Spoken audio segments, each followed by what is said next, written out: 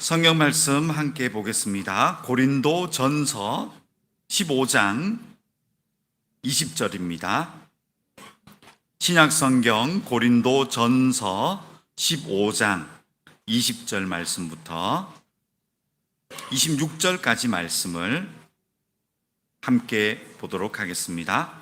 우리 한 목소리로요. 고린도 전서 15장 20절부터 26절까지 같이 읽겠습니다. 그러나 이제 그리스도께서 죽은 자 가운데서 다시 살아나사 잠자는 자들의 첫 열매가 되셨도다. 사망이 한 사람으로 말미암았으니 죽은 자의 부활도 한 사람으로 말미암는도다.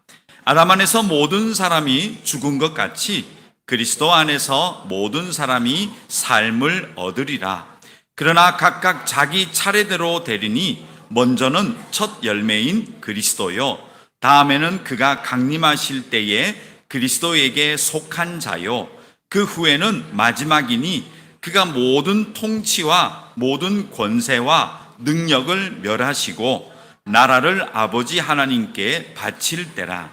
그가 모든 원수를 그 발 아래에 둘 때까지 반드시 왕노릇 하시리니 맨 나중에 멸망받을 원수는 사망이니라. 아멘. 이 시간 성경을 함께 열고 하나님 말씀을 나눕니다. 저들 깨달고 또 믿을 수 있는 그런 말씀 되게 하여 주시옵소서. 예수님의 이름으로 기도드렸습니다. 아멘. 네, 부활절 제가 따로 설명드리지 않아도 부활절이 어떤 날인지에 대하여서는 잘 아시리라고 생각이 되어집니다. 저도 어릴 때부터 부활절은 항상 계란을 받아가는 날이다. 그래서 부화절인 줄 알았는데 부활절이었습니다. 그래서 혹시 아이들이 헷갈리지 않도록 계란은 아무 근거가 없는 부활절 전통입니다. 아무리 찾아보셔도 신학적으로도 역사적으로도 어디에도 없는 계란데이가 되었습니다. 왜 그런지 저는 모르겠습니다만 부활절의 진정한 의미는 예수님이 부활하신 것이지요. 자, 성경에는 이 부활절에 대하여서 예수님이 굉장히 중요하게 생각하셨습니다. 그래서 저는 이 신약 성경을 보면서 세 부류로 예수님이 이 부활에 대해서 얼마나 중요한지를 보여주셨습니다. 세 번입니다. 세 번. 첫 번째가 마태복음 12장 40절을 보면, 자, 저 뒤에 보이시나요? 같이 크게 있습니다. 요나가 밤낮 사흘 동안 큰 물고기 뱃속에 있었던 것 같이 인자도 밤낮 사흘 동안 땅 속에 있으리라. 아멘. 예수님께서 어떤 말씀을 하셨냐 하면, 내가 앞으로 무덤에 내려가는데 한 3일 정도를 무덤에 머물 것이다. 그 이야기는 계속 머물게 되면 나는 무덤에 내려간다라고 해야지 내가 3일 정도 있게 될 것이다. 이 이야기는 부활하시겠다는 의지가 저기에 담겨져 있습니다. 첫 번째 신약 성경에 예수님이 부활에 대한 사건을 이 요나를 가지고 오셔서 설명하신 내용입니다. 요나서를 가보죠. 요나서 1장 17절. 자, 같이 읽겠습니다. 여호와께서 이미 큰 물고기를 예비하사 요나를 삼키게 하셨으므로 요나가 밤낮 3일을 물고기 뱃속에 있으니라. 저 물고기가 고래인지 혹은 고대의 굉장히 큰 물고기인지 어떤 종인지는 모르겠습니다. 분명한 것은 요나가 바닷물에 던져졌고 그 바닷속에 있던 큰 물고기 뱃속에 3일을 머물게 됩니다. 근데 이때의 요나의 심경을 어떻게 표현했냐 하면 2장 2절, 중요한 구절이에요. 이 구절 읽어볼까요? 이르되 내가 받는 고난으로 말미암아 여호와께 불러 아뢰었더니 주께서 내게 대답하셨고 내가 스올의 뱃속에서 부르짖었더니 주께서 내 음성을 들으셨나이다. 아멘. 자, 여기에 보면 내가 스올의 뱃속에 있었다. 그래서 큰 물고기 이름이 스올인가? 라고 생각하는데 아니죠. 저 스올이라는 뜻은요, 죽음이라는 뜻입니다. 음부의 권세, 죽음. 예, 이것을 지옥이라고도 얘기를 하기도 하지만 저는 신학적으로 가장 정확한 표현은 죽음의 상태를 이르는 겁니다. 즉 요나가 물고기 뱃속에 들어가서 3일을 있었던 이 경험을 나중에 나와서 그가 설명하기를 나는 죽음에 있었다. 죽음 가운데 3일 동안 있었고 거기에서 간절히 하나님께 살려달라고 아뢰었다. 이렇게 기록하고 있다는 것이죠. 결과적으로 요나서 2장 10절 또 같이 읽죠. 여호와께서 그 물고기에서 에게 말씀하심에 요나를 육지에 토하니라. 여호와께서 물고기에게, 큰 물고기에게 말씀하셨더니 이 물고기가 요나를 죽음에서 다시 육지로 살아나게끔 내뱉었다. 그렇게 기록하고 있는 것이죠. 근데 이 부분을 예수님이 인용을 하세요. 인용을 하셔서 내가 앞으로 3일 동안 죽음 가운데 있게 될 것이다.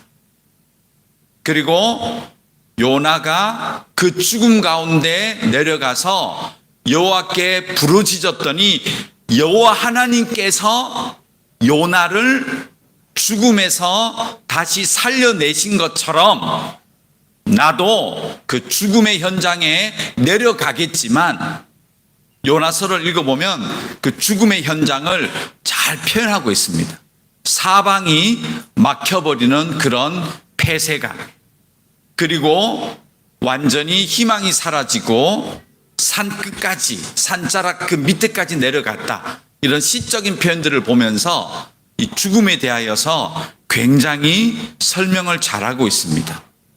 예수님도 이 3일 동안 음부의 권세, 하나님과 단절된 상태로 계셨던 것을 우리가 볼 수가 있죠.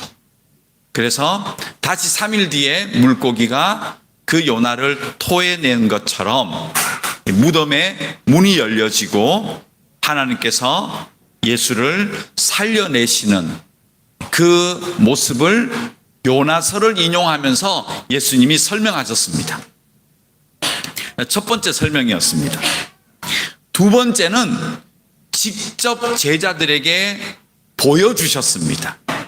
이 부활이 어떤 것인지. 요한복음 11장 43절 44절 또 같이 읽지요. 이 말씀을 하시고 큰 소리로 나사로야 나오라 부르시니 죽은 자가 수족을 배로 동인 채로 나오는데 그 얼굴은 수건에 쌓였더라. 예수께서 이르시되 풀어놓아 다니게 하라 하시니라. 아멘. 이 현장은 제자들이 다 보는 가운데 그 전에는 요나서 구약 성경을 인용하셔서 부활할 것이라는 것을 설명하셨다면 이번에는 이제 곧 죽음이 임박하여서 제자들에게 직접 보여주세요. 이 부활이 무엇인가 하면 이미 죽은 지 3일이 지난 그 시체가 수족을 배로 동인 채 죽었던 그 나사로가 예수님이 나와 했더니 무덤 문이 열려지고 그 나사로가 나왔다는 겁니다. 이것을 제자들에게 이렇게 보여주시면서 바로 저의 옆에 있는 이 말씀대로 그 사람들에게 설명하셨습니다. 이때 직접 단어를 쓰세요. 그 단어가 무엇인가 하면 부활이라는 단어를 쓰십니다. 이제 직접적으로 이 현장에 가서는 요나서를 인용하였을 때는 요나처럼 되리라는 것을 어렴풋이 얘기하셨다면 이 현장을 나사로의 현장에서는 부활이라는 단어를 쓰세요. 직접적으로 이제 제자들에게 나사로의 이야기를 통하여 부활을 보여주고 계십니다.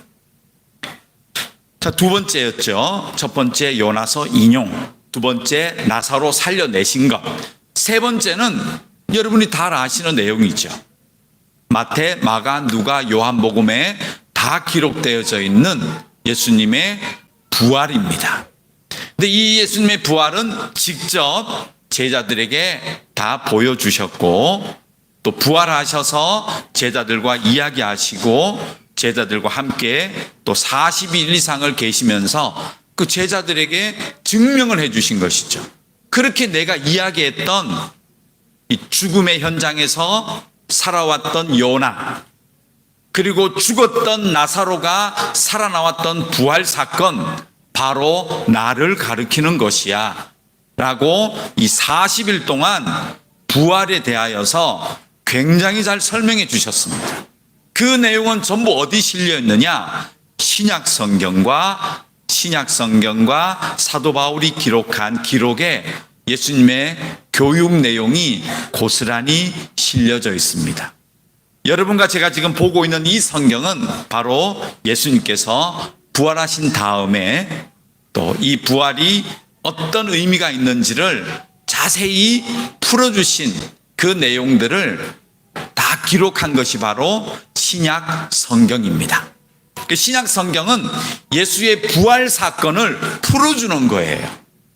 다시 말씀드릴게요. 신약 성경 모든 성경의 내용들은 예수님의 부활의 필요성, 가치, 결과, 그리고 그 부활을 어떻게 받아들여야 되는지에 대한 방법, 이것을 기록한 내용이 신약 성경입니다.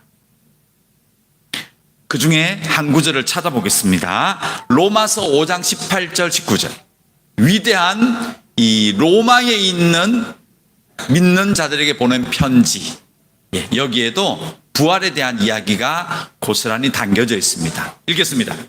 그런즉 한 범죄로 많은 사람이 정죄에 이른 것 같이 한 의로운 행위로 말미암아 많은 사람이 의롭다 하심을 받아 생명에 이르렀느니라. 아멘. 먼저 18절 보십시오. 여기에 보면 예수님의 한 의로운 행위로 말미암아 많은 사람이 의롭다라는 이 의롭다함을 입게 되는 결과가 주어졌다. 이것은 어떤 일에 대한 결과일까요? 바로 예수님의 부활 사건을 이야기합니다. 예수님의 부활은 제가 금요일 날 정확하게 말씀드렸는데요. 딱 한 단어만 아시면 돼요. 예수님의 부활은 사람을 의롭게 만드는 첫 시작입니다. 그래서 예수님 스스로가 내가 첫 열매다라고 한 이유는 이제 부활을 통하여서 그 행위로 말미암아 사람들이 거룩하다, 의롭다라는 인정을 받아내기 시작하게 되었다. 나부터 시작한다. 그래서 예수님이 첫 번째다 얘기하신 겁니다. 19절 계속 읽죠. 한 사람이 순종하지 아니함으로 많은 사람이 죄인 된 것 같이, 아담 이야기죠. 한 사람이 순종하심으로 많은 사람이 의인이 되리라. 아멘. 바로 이 예수의 순종, 죽으시고 다시 살아나시는 부활로 말미암아 사람에게 가져온 최고의 열매와 혜택이 무엇이냐? 의인이 되었다는 것. 이게 부활의 핵심 중의 핵심입니다. 그래서 여러분들이 앞으로 부활 이야기하면 계란 먹는 날 이렇게 얘기하지 마시고, 그건 부하절이고 부활절은 딱 하나의 단어를 생각하시면 됩니다. 의인입니다. 거룩한 백성이 되는 첫 스타트가, 첫 시작이 예수의 부활입니다. 고린도전서 15장 20절은 이 이야기를 하고 있는 겁니다. 읽어볼까요? 그러나 이제 그리스도께서 죽은 자 가운데서 다시 살아나사 잠자는 자들의 첫 열매가 되셨도다. 사망이 한 사람으로 말미암았으니 죽은 자의 부활도 한 사람으로 말미암는도다. 아멘. 자, 부활은 예수님이 요나처럼 죽어서 이미 사흘이 지나서 완전히 썩어가기 시작하는 나사로가 다시 태어난 것처럼, 살아난 것처럼, 온전한 사람이 된 것처럼 부활로 말미암아 시작되는 인간에게 가장 큰 놀라운 일은 의인이 된다는 겁니다. 거룩한 존재가 된다는 겁니다. 그래서 예수님이 굳이 내가 첫 열매다, 내가 처음이라고 할 때 이 의미가 뭐냐는 거예요. 예수님이 첫 열매다 라고 했을 때 이 첫 번째 나로부터 시작된다. 이게 바로 의인이라는 겁니다. 예. 여러분 머릿속에 이제 부활은 의인이 되어지는 첫 번째 시작, 이것만 머리에 넣으시면요, 신약 성경이 술술술술 풀려져 나갑니다. 왜냐하면 신약 성경은 전부 부활을 이야기하고 있는 겁니다. 우리가 찬양 전에 같이 보았던 성경이지만 22절, 23절 이 설명을 한번 들어보죠. 읽겠습니다. 아담 안에서 모든 사람이 죽은 것 같이 그리스도 안에서 모든 사람이 삶을 얻으리라. 그러나 각각 자기 차례대로 되리니 먼저는 첫 열매인 그리스도요, 다음에는 그가 강림하실 때에 그리스도에게 속한 자요. 아멘. 자, 이 부활은요, 첫 번째 열매가 뭐냐면 예수님이에요. 그래서 예수님부터 시작되어지는데, 이제 예수님 믿다가 죽는 사람이 있잖아요. 예. 그런데 이 사람이 기다려야 돼요. 언제까지 기다리느냐? 예수님이 다시 세상에 오시기 전까지는 자고 있어야 됩니다. 예. 그래서 예수님이 부활하셔서 의의 첫 열매가 되어지고, 그 다음부터 모든 인류는 이제 의인이 되어지는데 죽지 않는 게 아니고요, 죽어야 돼요. 나이가 들면 병을 만났거나 교통사고를 당했거나 혹은 여러 가지 이유로 죽게 되죠. 그러면 기다려야 됩니다. 언제까지 기다려야 되느냐? 예수님이 다시 오실 때부터, 다시 오실 때부터 예수님, 그리고 의인이 되었지만 죽은 사람이 차례대로 다시금 부활하여서 하나님 백성이 되어진다. 이렇게 고린도전서는 기록하고 있습니다. 그래서 우리가 부활을 다 어떻게 적용되느냐? 부활을 통하여서 우리가 의인이 되어도요, 사실은 세상에서는 죽고 예수님이 오실 그때까지 기다리셔야 돼요. 그래서 하나님은 잔다라는 표현을 하시죠. 죽었다 하지 않았죠.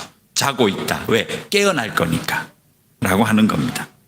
죄로 죽은 사람을 죽었다고 얘기합니다. 부활을 믿고 죽은 사람은 죽었다고 하지 않고 자고 있다. 성경이 그렇게 풀고 있죠. 이게 성경입니다. 신약 성경. 그러니까 신약 성경은 부활의 메시지를 모르면 단어마저 다 헷갈리는 거예요. 왜 언제 죽었다라고 그러고 언제는 잔다고 할까? 기준이 부활입니다. 이거 좀 어려우실 것 같고 넘어가겠습니다.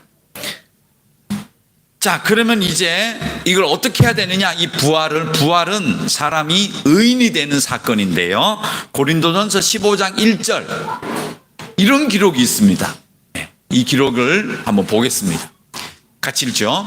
형제들아, 내가 너희에게 전한 복음을 너희에게 알게 하노니 이는 너희가 받은 것이요 또 그 가운데 선 것이라. 2절이 중요하죠.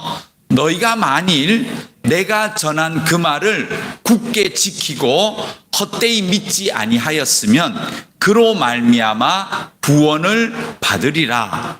아멘. 이 고린도전서 15장 전체를 보면 이 이후에 3절부터 무슨 얘기를 하냐면요, 내가 너에게 전한 복음이 있는데 이 복음이 무엇이냐 하면 부활이다 라고 얘기했습니다. 그래서 그 뒤쪽으로 계속 읽어보시면 지금 이 고린도 교회 성도들에게 문제가 벌어진, 이 성도들에게 사도 바울이 무슨 편지 내용이냐 하면, 내가 너에게 다 전했다. 그 복음의 핵심은 무엇이냐 하면 부활이다. 부활로 말미암아 구원을 받게 되는데, 부활로 말미암아 우리가 죽겠지만 살아난다. 이런 핵심들을 내가 다 이야기했다. 근데 문제는 무엇이냐면, 보십시오. 내가 너에게 복음을 전하였는데 이 부활의 메시지를 통하여 받은 사람들이 그 부활의 신앙으로 기초가 되고 있지만, 그러나 2절 봤더니 내가 전하였지만 이 부활을 굳게 믿지 않거나 또 그것을 헛되이 믿고 있다면 여기 때문에, 이것 때문에 심각한 신앙의 문제가 벌어질 것이다 라고 얘기합니다. 그래서 고린도전서 15장 1, 2절 말씀이 어떤 경고냐 하면, 예수님은 부활을 하여서 의인들의 첫 열매가 되어지고 의인을 만들어 놓았지만, 문제는 이것을 굳게 믿고 또 그것을 자기 것으로 믿지 아니하면 적용이 되지 않는다는 것. 굉장히 무서운 말이죠. 그래서 이것이 적용이 되지 않으므로 교회는 다녔지만 교회에 갖가지 문제가 벌어지고, 교회 안에 서로 소송전, 또 음란한 문제, 또 여러 가지 재정적인 문제, 그리고 교회 안에서의 인간관계 문제, 목사와 또 성도가 서로 싸우는 문제, 목사끼리 편이 나눠지는 문제, 이런 모든 문제가 발생한 이유를 사도 바울은 어떻게 진단하냐 하면요, 이 부활신앙이 약해졌다라고 보는 거예요. 그래서 우리가 고린도전서 15장 여기 왜 부활에 대한 이야기를 너무 잘 적어놨을까? 그래서 부활절이 되면 한국의 한 90%의 교회들이 왜 고린도전서 15장을 인용해 오지? 여러분 생각해 본 적이 없으시죠? 내용만 보셨죠? 이유가 있습니다. 부활신앙을 15장에 이렇게 강하게 적어놓은 이유는요, 부활신앙이 약해지면요 반드시 문제가 벌어진다는 거예요. 그래서 이 부활신앙을 얘기하기 위하여서 사도 바울은 1, 2절을 길게 얘기하는 겁니다. 이게 굉장히 중요하다. 이 믿음 위에 서야 된다. 이것을 굳게 지키고 믿고 헛되이 믿으면 안 된다라고 굉장히 강조하고 있는 신앙이 부활신앙입니다. 거기에 대한 이해, 그리고 거기에 자기의 믿음을 걸지 않으면 문제가 벌어진다라고 이 사도 바울이 걱정하면서 고린도전서를 쓴 것입니다. 그래서 15장에 부활 이야기가 가득히 나온 거예요. 그래서 우리는 여러분들이 고린도전서 15장 내용만 꺼내어서 예수님의 부활은 이것입니다라고 했지만 배경이 굉장히 무서운 이야기입니다. 이 이야기는. 그래서 고린도전서 15장을 다시 한번 보십시오. 왜 부활 신앙이 중요한지가 고린도전서 15장에 가득히 들어 있습니다. 그러면 무엇을 믿어야 됩니까? 마지막 9절 보고 마치겠습니다. 요한복음 11장 25절, 26절. 자, 제가 조금 전에 말씀드렸죠? 고린도 교회의 문제점. 근데 이것은 제가 걱정하는 얘기가 아닙니다. 예수님이 걱정하셨던 얘기입니다. 볼까요? 읽습니다. 예수께서 이르시되 나는 부활이요 생명이니 나를 믿는 자는 죽어도 살겠고 무릇 살아서 나를 믿는 자는 영원히 죽지 아니하리니. 그 다음 보십시오. 이것을 너가 믿느냐라고 하시죠. 믿음은 여러분의 몫입니다. 이 예수님의 부활 사건, 의인이 되어지고 첫 열매가 되어서 죽음에서 살아날 수 있다는 이 놀라운 이야기가 여러분에게 적용되기 위해서는요, 물으시는 거예요. 믿느냐라는. 그리고 이 믿지 않음으로 벌어지는 수많은 교회 안에서의 문제, 사도 바울이 고린도전서 15장에 문제가 지금 많이 터져버린 고린도 교회에게 부활 이야기를 굉장히 다시금 강조하시면서 부활을 설명하신 이유가 있다는 거예요. 너희가 이 믿음을 굳게 지키고 자기 것으로 만들어라 라고 얘기합니다. 그래서 오늘 설교 제목도 부활을 굳게 믿으라고 제가 설교 제목을 그렇게 정하였습니다. 자, 정리를 해보겠습니다. 우리 사랑하는 주일학교 다음 세대가 함께 다 참석을 했습니다. 잘 이해가 잘 되지 않고 어렵겠지만 오늘의 이 경험이 여러분의 평생의 삶에 남아있기를 소망하고요. 이 부활은 예수님이 죽음 가운데 죽음을 이기신 사건이죠. 그리고 죽었다가 살아나셨는데 그 효과는 이것이죠. 사람이 의인이 되어지는 첫 번째 시작이 바로 예수님이다. 이후에 모든 이것을 믿는 사람들은 차례대로 예수님처럼 의인이 되어진다. 그러나 중요한 것은 이것을 자기가 믿느냐 믿지 않느냐입니다.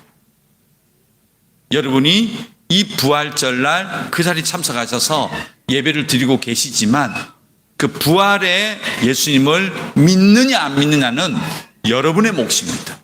그리고 그 믿음을 지켜나가야 되는 것도 여러분의 몫입니다. 지키지 않음으로 벌어지는 수많은 문제들, 그 원인은 부활의 신앙이 약해지고 있기 때문입니다. 주일은 부활절입니다. 부활절이 아니고요, 부활하신 날을 기념하여 모이는 것이 주일입니다. 역으로 생각해 보세요. 왜 주일날 모였을까? 왜 부활하신 다음에 안식일이 아니고, 지금도 안식일날 모이는 교회가 있지만 왜 주일 안식일이 아니고 부활절날 모였을까요? 여러분 이유를 생각해 보셨습니까? 왜 일요일이 예배하는 날이 되었을까요? 구약처럼 따라가려면 토요일이잖아요. 근데 왜 주일날 예배하죠? 하나예요. 부활을 잊지 않기 위해서입니다. 그래서 예수님이 부활하신 다음에 제자들에게 이 주일, 부활을 정말 중요하다라고 상기하시면서 만들어주신 게 주일 예배예요. 그래서 사도행전부터는요, 부활하신 날을 기념하여 제자들이 모임을 시작한 겁니다. 지금까지 내려온 겁니다. 그만큼 예수님께서도 이 주일이 부활이 얼마나 중요한지를 지금도 매주 우리에게 가르쳐 주시는 겁니다. 그래서 오늘만 부활절이 아니고요, 매주일 부활을 기념하시고요, 기억하시고요, 그리고 굳게 그 부활의 신앙에 뿌리박고 믿으시고요, 그하고 살아가시는 그런 여러분이 되어지시기를 간절히 소망합니다. 기도하겠습니다. 하나님 고맙습니다. 이 부활절, 오늘 하루만 부활절이 아니라 매주 부활을 기념하여 모이게 하신 것 감사합니다. 얼마나 중요하게 생각하시는지 오늘 말씀을 통하여 또한 깨닫게 되었습니다. 우리가 굳게 이 부활을 믿고 부활의 열매로 살아갈 수 있는 저희 모두가 되게 하여 주시옵소서. 예수님의 이름으로 기도드렸습니다. 아멘.